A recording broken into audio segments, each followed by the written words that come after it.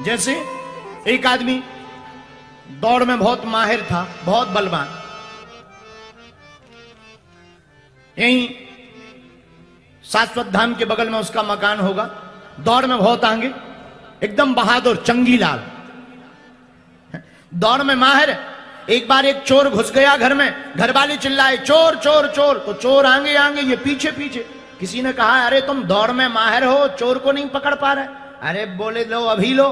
ये इतने भागे के दूसरे गांव में पहुंच गए। गांव वाले बोले भाई भागते भागते कहां जा रहे? अरे बोले जा कहीं नहीं रहे, वो तो चोर से शर्त लगी थी, एक चोर हमारे घर में घुस गया तो वो आगे आगे भाग रहा था, हम पीछे पीछे। एक व्यक्ति ने कहा कि इतने कमजोर है, तो हमने दौड़ लगा दी, चोर पीछे रह गया, हम इस गांव में आ गए।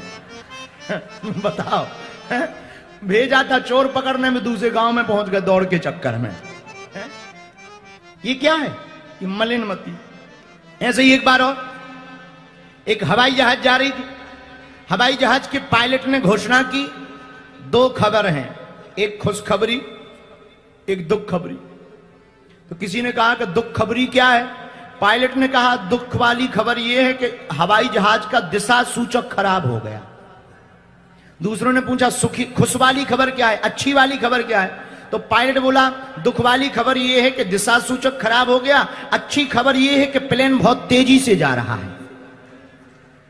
लेकिन जा तो रहा पर कहां जा रहा ये पता नहीं है। ऐसे ही हम लोगों का हाल है, हम लोग दौड़ते चले जा रहे हैं पर कहां चले जा रहे हैं ये किसी को पता नहीं है। काम करे जा रहे, पैसा कमाए जा रहे, नाम कमाए जा रहे, पता है ही नहीं कहां जा रहे। तो इसी का नाम मलिन बुद्धि है। लेकिन जिन्हें ये पता लग जाए कि हमें परमात्मा के चरणों तक जाना है, इसी का नाम निर्मल बुद्धि है। तो महाराज, मलिन बुद्धि से बचने के लिए, निर्मल बुद्धि पाने के लिए भगवान की भक्ति आवश्यक। और भगवान की भक्ति माता जानकी और जानकी जी की कृपा, इसलिए माता जानकी जी का नाम जनक सुता है।